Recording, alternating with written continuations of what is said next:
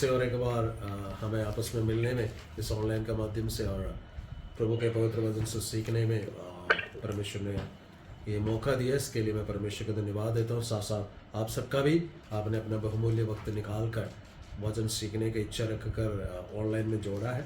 और पिछले सप्ताह का जो होमवर्क दिया था उस बात को भी आपने किया है, इसके लिए मैं आपका धन्यवाद और परमेश्वर का भी धन्यवाद करता हूँ।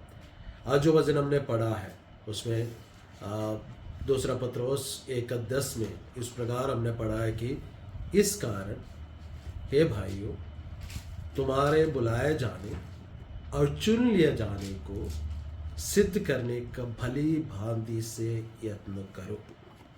ऐसा करोगे तो ठोकर ना खाओ। 10वीं आयत परमेश्वर के दास पत्रस शुरू करते इस कारण। शायद आपको याद होंगे जब हमने बाइबल स्टडी शुरू किया था तब हमने ये बात सीखा था कि जहाँ कहीं भी इसलिए, इस कारण, निदान, यद्यपि शब्द आते हैं तो उससे पहले बहुत सारी बातें कहे होते हैं, उसको स्मरण दिलाकर अगला स्टेप की ओर इस पत्री को लेकर है ना आगे बढ़ रहे। इस कारण यहां पर पत्रस जब कहते इस कारण, उससे पहले भी एक जगह पत्रस कहते इस कारण। हमें उसमें थोड़ा सा वो वापस जाकर यहां पर फिर से आना चाहिए, उस बात को समझेंगे। इस कारण क्यों कहा? इस कारण सबसे पहली बात यह कहा कि परमेश्वर और हमारे उद्धारकर्ता यीशु के धार्मिकता से हमने बहुमूल्य विश्वास प्राप्त किया। इस कारण, ठीक है, हमारे बुलाए जाने को, चुन लिए जाने को सिद्ध करने का यत्न करना चाहिए। ठीक है, पहली बात। दूसरी बात यह बताया गया कि प्रभु यीशु मसीह के पहचान के द्वारा अनुग्रह और शांति में बढ़ोतरी होती है। इस कारण हमारे बुलाए जाने को, हमारे चुन लिए जाने को सिद्ध करने का प्रयत्न हमें करना चाहिए। तीसरी बात, हमें जब हम वचनों को पढ़ते शुरू से तो हमें देखने को मिलते हैं ईश्वरीय सामर्थ्य ने जीवन और भक्ति के लिए या भक्ति का संबंध रखने वाला जो कुछ भी है सब कुछ हमें दिया है। इस कारण हमारे बुलाए जाने को, चुन लिए जाने को सिद्ध करने का भली भांति का प्रयत्न करना चाहिए। अगली बात यह कहते हैं कि उसने हमें अपनी ही महिमा और सद्गुण के अनुसार बुलाया है। इसलिए क्या करना है? हमें हमारे बुलाए जाने को, हमारे चुन लिए जाने को भली भांति से सिद्ध करने का प्रयत्न करना चाहिए। अगली बात, ये बात हमने सीखा था कि बहुमूल्य और बड़ी प्रतिज्ञाएं उन्होंने हमें दी है मसीह यीशु में। इसलिए हमें क्या करना है? इस कारण हमारे बुलाए जाने को सिद्ध करने का प्रयास करना है। फिर सड़ाहट से दूर होकर ईश्वरीय स्वभाव में सहभागी होने हमें हो जाता है।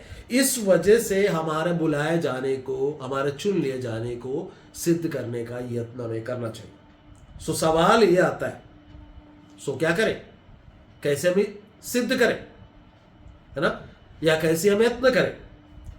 और वहां पर जब ऊपर को जब हम देखते हैं तीसरी आयत में इस प्रकार पत्रस कहते हैं कि सब प्रकार के यत्न करके विश्वास के ऊपर 7 प्रकार के सीढ़ियां चढ़ना चाहिए, जो कि हमने पिछले सप्ताह सीखा। सबसे पहले हमें परमेश्वर ने बहुमूल्य विश्वास दिया है, हमने वो बहुमूल्य विश्वास प्राप्त किया है। उस बहुमूल्य विश्वास के ऊपर हमें 7 सीढ़ियां चढ़नी है, तब जाकर हम परमेश्वर के ईश्वरीय स्वभाव के सहभागी होंगे। ये हमने सीखा था। वो क्या क्या था? हमने देखा था विश्वास के ऊपर सद्गुण होना चाहिए, सद्गुण के ऊपर समझ होना चाहिए, समझ के ऊपर संयम होना चाहिए, संयम के ऊपर धीरज होना चाहिए, धीरज के ऊपर जो मेन बात है भक्ति होना चाहिए, जिससे हम आसानी से भूल जाते हैं। भक्ति में आगे बढ़ना चाहिए। उसके बाद हमने देखा था कि भाईचारे की प्रीति रखना चाहिए। सबसे बढ़कर प्रेम को बढ़ाते जाना है ना। अंतिम समय में सबका प्रेम ठंडा हो जाता है। हम अंतिम समयों में रह रहे हैं, मसीह का आगमन बिल्कुल निकट है। इसीलिए पतरस कहते हैं कि हमें प्रेम को बढ़ाते जाना है। जब ये 7 गुण विश्वास के साथ होता है तो हम परमेश्वर के स्वभाव के सहभागी हो जाते हैं। और अगली आयत में हमने एक पढ़ा था कि 9वीं आयत में यह पढ़ा था कि this should be ever present in our lives.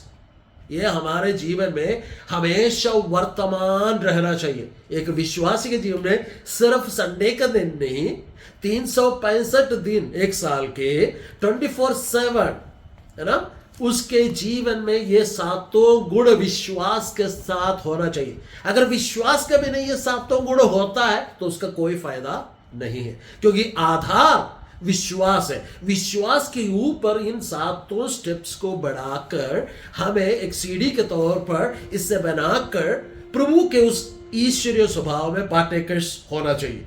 और अगर हमें ये नहीं है हमारे जीवन में में एवर प्रेजेंट नहीं है, वर्तमान नहीं है, हमें वो दिखाई नहीं पड़ते हैं, तो वचन में 9वीं आयत में कहा गया कि हम अंधे हैं, है ना, हमें धुंधला दिखाई पड़ते हैं। दूसरी बात ये कहा गया कि हमने जिन पापों से शुद्धिकरण प्राप्त किया है उससे हम भूल बैठे हैं। परमेश्वर के उद्धार को जो हमें मिला है उससे हम बिल्कुल क्या बोलते हैं कि उसका कोई भी कीमत नहीं लगाया, ऐसा बोलेंगे हम उसे तुच्छ जानते हैं। सो वहां पर आकर अगली बात परमेश्वर का दास पत्रोस 10वीं आयत में इस कारण कहने के बाद, ये सारे कारण है, उसके बाद कहते हैं कि तुम भली भांति से यत्न करो।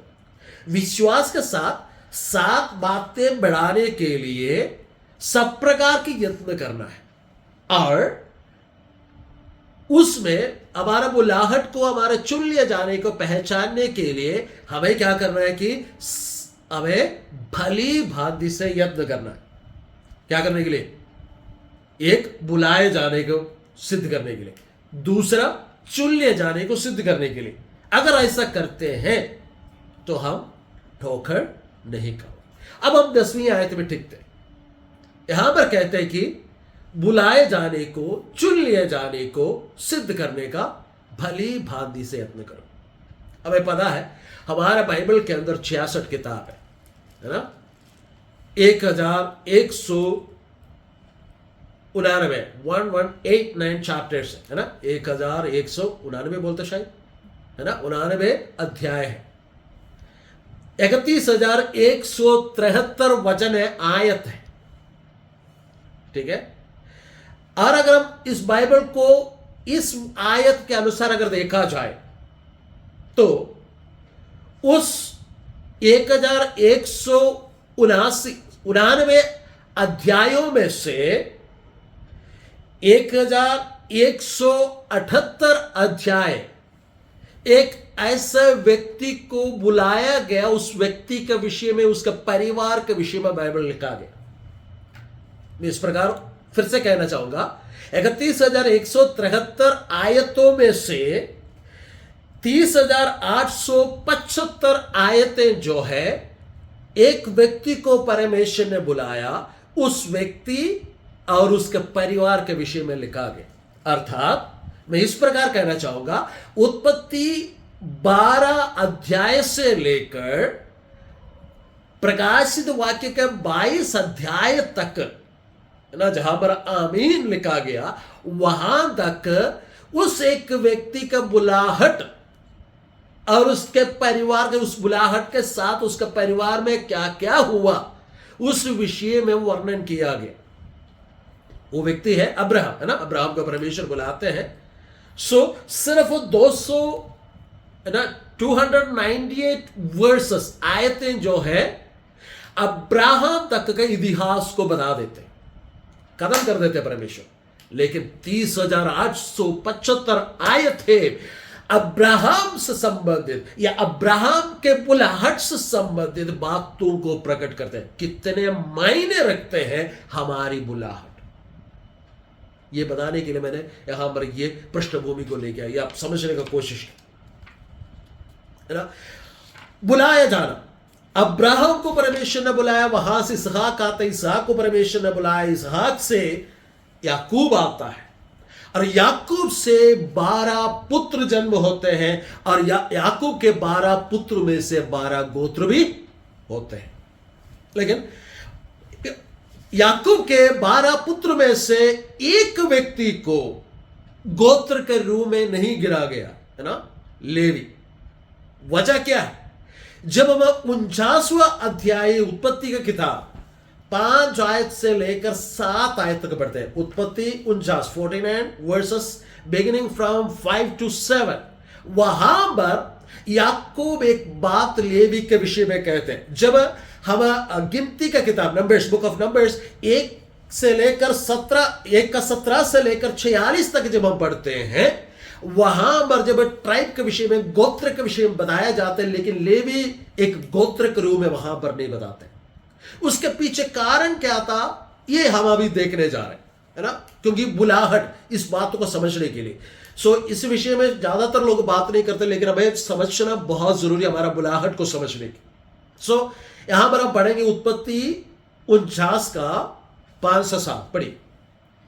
शिमोन और लेवी तो भाई भाई हैं, शिमोन और लेवी भाई भाई है, और उनकी तलवारें उपद्रव के हथियार और उनके तलवारें जो है उपद्रव की हथियार है। ये मेरे जीव, ये मेरे जीव उनके मर्म में न पड़, उनके बीच में, उनके भेद में, उनके मर्म में ना पड़। हे मेरी महिमा, हे मेरी महिमा उनकी सभा में मत मिल। वो अगर कोई सभा भी रखते हैं, अगर कोई संगति रखते हैं, उसमें भी जाकर ना मिलो। क्योंकि उन्होंने कोप से मनुष्य को घात किया, कोप से मनुष्य को घात किया, और अपनी ही इच्छा पर चलकर बैलों को पंगु बनाया। धिक्कार उनके कोप को, धिक्कार उनके कोप को जो प्रचंड था, और उनके रोष को जो निर्दय था। मैं उन्हें याकूब में अलग अलग और इज़राइल में तितर बितर कर दूंगा। मैं उनको याकूब में अलग अलग और इस्राएल में तितर बितर करूंगा, है ना। ये हमें पता है कि याकूब अंतिम समय में अपने सारे पुत्रों को बुलाकर आशीर्वाद, ब्लेसिंग, लास्ट ब्लेसिंग, बेनेडिक्शन दे रहे और ब्लेसिंग दे रहे। और अब जब हम 49 अध्याय पढ़ते हैं, किसी भी अपने पुत्र को, इन दोनों को छोड़कर किसी और के विषय में इसी प्रकार बात नहीं किया। सबसे ज्यादा बातें लेवी के विषय में कहा गया, यहूदा के विषय में कहा गया, और जोसेफ के विषय में, यूसुफ के विषय में बताया गया। बाकी सबको जब आशीष देते वक्त शिमोन और लेवी के विषय में बताते हैं कि इनका संगति में कभी जा नहीं मिलना है, अगर ये सभा भी रखे तो भी जा नहीं मिलना। इवन पिता ने भी लेवी को अलग करके रख दिया। लेकिन परमेश्वर ने क्या किया, जब हम गिनती किताब 3 का 12 पढ़ते हैं, God has chosen him for God's purpose. परमेश्वर ने उससे परमेश्वर के योजना के लिए चुन लिया। पढ़िए वो वचन भी पढ़िए, 3 का 12। इज़राइली स्त्रियों के सब पहलौठों की संति मैं इज़राइलियों में से लेवियों को ले लेता हूँ। इस्राएल के जितने भी पहलौठा है, उनका संधि में मैं लेवियों को अपने लिए ले लेता हूँ। इसलिए लेवी मेरे ही हूँ, इसलिए लेवी मेरे ही। परमेश्वर कहते हैं पिता ने तो छोड़ दिया, पिता ने अलग कर दिया, पिता ने हुक्म यह दिया कि इनके साथ जाकर नहीं मिलना, लेकिन परमेश्वर यहां पर कहते हैं मैं उनको अपनाता हूं, बाकी सारे इस्राएली पहलौठों से बढ़कर। कारण क्या है, जब हम निर्गमन के किताब में 30 अध्याय 25 से लेकर 29 तक जब पढ़ते हैं, जब मूसा 10 हुक्म 10 आज्ञाएं प्राप्त करके नीचे को उत्तर कराते हैं, तो इस्राएली लोग देवता बनाकर या देव बनाकर उसका पूजा कर कर, बैल का पूजा कर कर परमेश्वर के विरोध में जब पाप कर रहे थे, तब उस तख्त को, है ना, उस पत्थर से जो बनाए हुए तख्त को उसने तोड़ डाला, और इस प्रकार मूसा ने कहा कि जो परमेश्वर की ओर है वो मेरे साथ खड़े हो जाए। जब कोई भी गोत्र के लोग, कोई भी इस्राएली लोग मूसा के साथ खड़े होने के लिए तैयार नहीं थे, तब लेवी मूसा के साथ खड़े हो गया और मूसा से हुक्म प्राप्त कर कर, आज्ञा प्राप्त कर कर वो जाकर जो जिन लोगों ने पाप किया था उनको घात किया। और वचन में इस प्रकार लिखा, लगभग 3000 लोग उस दिन मारे गए। परमेश्वर का सेवा के निमित्त लेवी ने जो जलन दिखाया, जो जील उसके अंदर दिखाया परमेश्वर के प्रति, बेशक पिता ने कहा था कि इसका संगति में, इसका सभा में कोई शामिल ना हो, तो परमेश्वर ने उसे अपने लिए चुन लिया।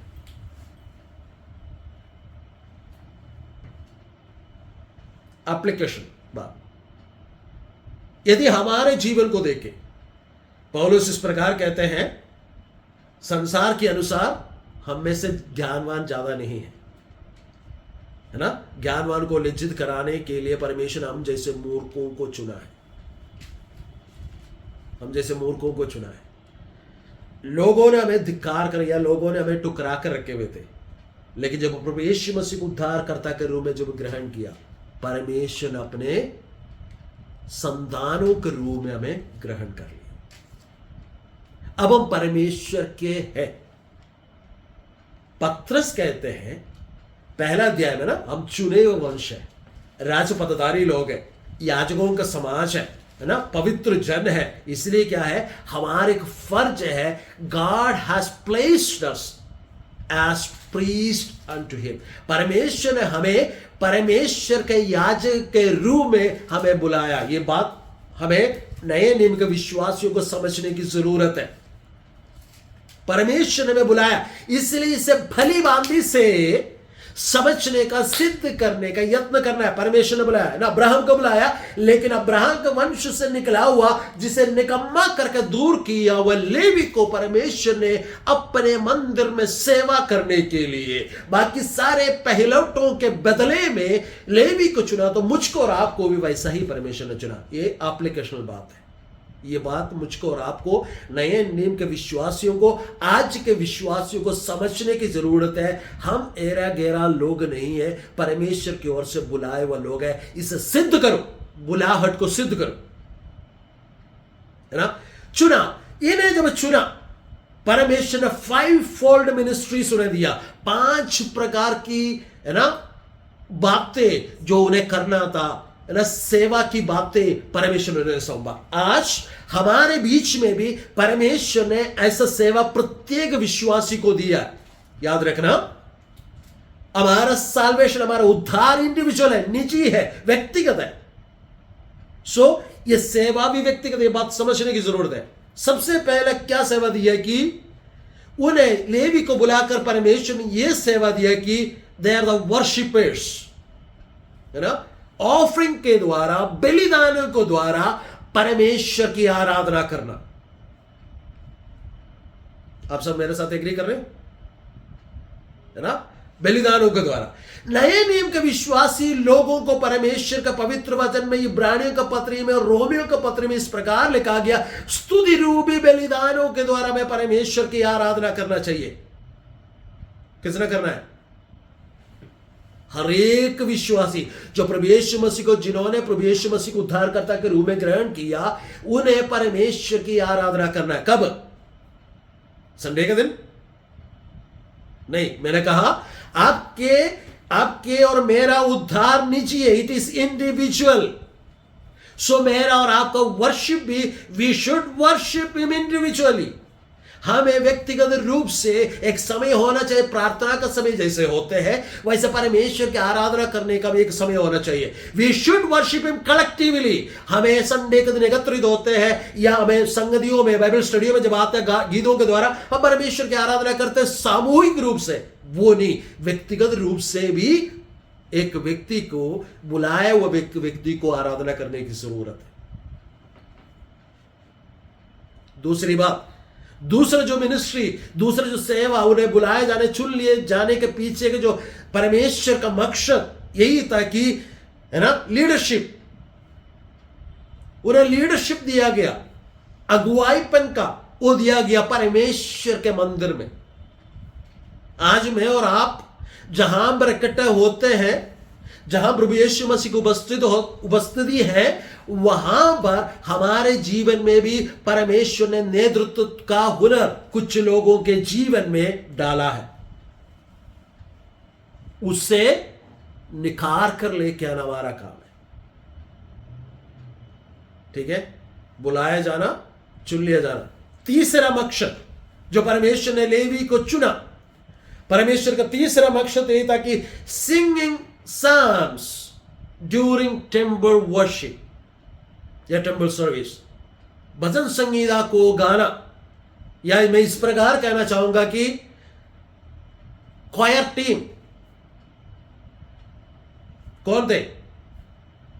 यहूदा से कोई क्वायर टीम में नहीं थे, नफ्ताली से कोई नहीं थे, रूबेन से कोई नहीं थे, लेकिन क्वायर टीम भी लेवी से थे। चुनाव समझो, आप मेरे और आपको चुनाव समझो, सिद्ध करो। परमेश्वर ने अगर आपको अच्छी आवाज दिया है, बाजा बजाने का हुनर दिया है, इसका मतलब आपको इसको निकाल कर लेके आकर परमेश्वर का महिमा के लिए, परमेश्वर के टेम्पल में, परमेश्वर के भवन में उसे इस्तेमाल करना चाहिए। जो हुनर परमेश्वर ने दिया है वो किसी और को परमेश्वर ने नहीं दिया, चुने हुए लोगों को दिया है। चौथी बात,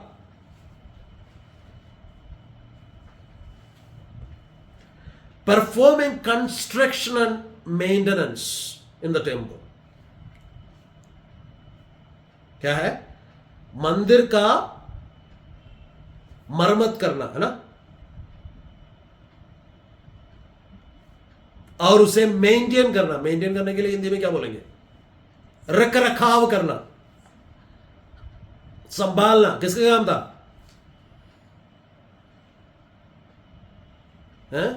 लेवी का। आज मैं और आप परमेश्वर कर से बुलाए हुए याजकों का समाज है। हमें परमेश्वर ने ठहराया है। जब रोमियो का पत्री में भी लिखा है, अगर तुम में से कोई निर्बल है तो तुम बलवंत, तुम सामर्थ्यशाली, उसे सह लो, उसे अपने साथ ले लो। वचन में यही लिखा है। सो हमारे पास परमेश्वर की ओर से चुनाव के कारण एक बात दिया गया है कि हम उन लोगों के रख रखाव करें जिनको मेंटेनेंस की जरूरत है, उन्हें मेंटेनेंस करें, रख रखाव रखे, है ना। कंस्ट्रक्टिव क्रिटिसिज्म करें, निर्माण करें। मेरा और आपका काम है एक दूसरे का निर्माण करना। हम क्या करते हैं? हम एक दूसरे के डिस्ट्रैक्शन करते हैं। याद रखना, अगर कोई एक दूसरे के डिस्ट्रैक्शन करता है, he is not called by God, वो परमेश्वर की ओर से बुलाया नहीं गया है, वो शैतान का हथियार है। ये बात अच्छे से समझ लो। सो इसलिए आज से हमारे बोली को, हमारे चाल को, हमारे सोच विचार को बदलना चाहिए। जब भी हम बात करें, किसी को कंस्ट्रक्ट करने के लिए बात करना चाहिए, किसी का निर्माण करने के लिए बात करना चाहिए, क्योंकि परमेश्वर ने इसीलिए चुना है मुझे और आपको। पांचवी बात, सर्विंग अस गार्ड्स। क्या बोलेंगे? एक सिक्योरिटी गार्ड का तरह पहरुए ठहराए गए। मंदिर के चारों तरफ पहरे थे। वो कौन थे? वो सारे लेवी लोग थे, लेवी गोत्र के लोग थे, लेवी से उत्पन्न हुए लोग थे। सो मेरे बोलने का मतलब ये कि परमेश्वर कहते हैं कि तुम्हारे बुलाए जाने को, तुम्हारे चुन लिए जाने को भली भांति से सिद्ध करने का यत्न करो, या सिद्ध करने का भली भांति यत्न करो। कैसे? जैसे कि ज्योरी हीरे को तराशते हैं, वैसे हमारे बुलाए जाने को, हमारे चुन लिए जाने को हमें तराशने की जरूरत है। हम कई बार ये सोचते हैं संडे के दिन आराधना में जाना बस इतना ही काफी है मेरे लिए। नहीं, if you are called by God, if you are chosen, if you are chosen, यदि परमेश्वर से आपको परमेश्वर ने चुन लिया है ना, कलीसिया जो है चुने हुए लोगों का समाज है। अगर आपको परमेश्वर ने चुना है तो आपके अंदर परमेश्वर इन पांचों सेवा में से कोई ना कोई सेवा लेना चाहते हैं। सवाल आज का, क्या आप अपने चुनाव को समझते हैं? क्या हम कभी खरे उतरे इसमें? क्या हमने अपने योगदान दिए? परमेश्वर का दास पतरस कहते हैं, इस कारण हे भाइयों, तुम्हारे बुलाए जाने को, चुन लिए जाने को सिद्ध करने का भली भांति से यत्न करो। अगर वैसा करोगे तो तुम ठोकर ना खाओगे। सो बुलाहट और चुनाव आपको समझ में आए होंगे। अकली पक्ष ये रखते हैं, अगर जो व्यक्ति इस बात को भली भांति से समझने का, सिद्ध करने का यत्न करेगा, वो ठोकर नहीं खाएगा।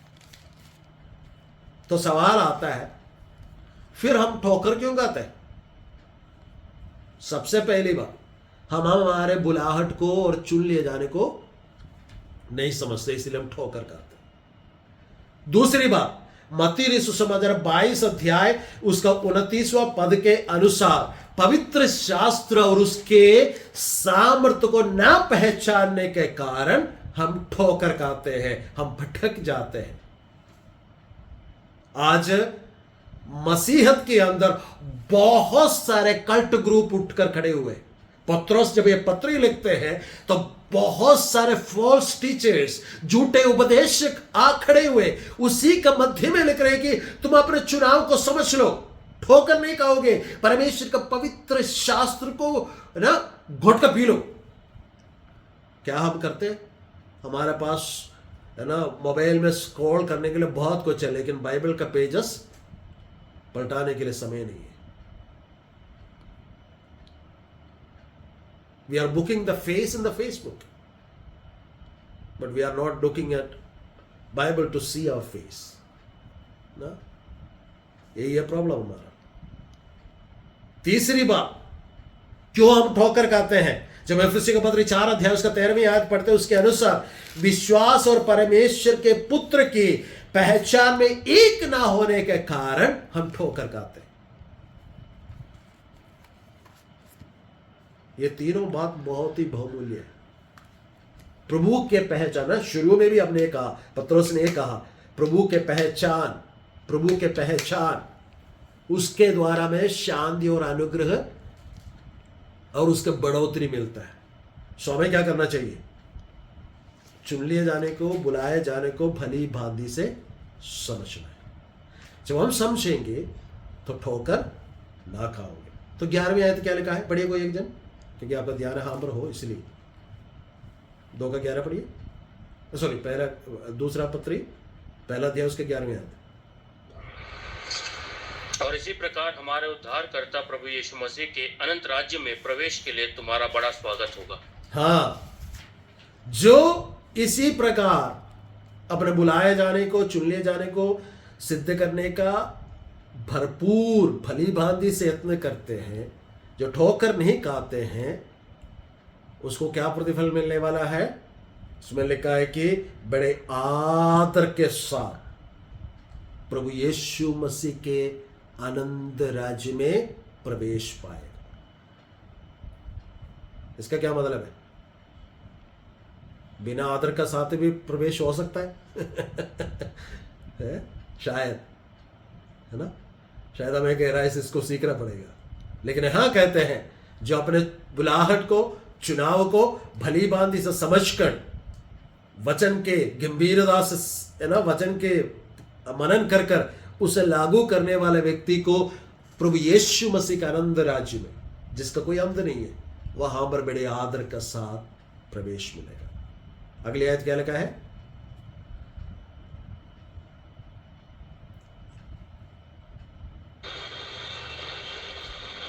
इसलिए यद्यपि तुम ये बातें जानते हो, जो सत्य वचन तुम्हें मिला है, उसमें बने रहते हो, वो भी मैं तुम्हें इन बातों की शुद्धि दिलाने को सर्वदा तैयार रहूंगा।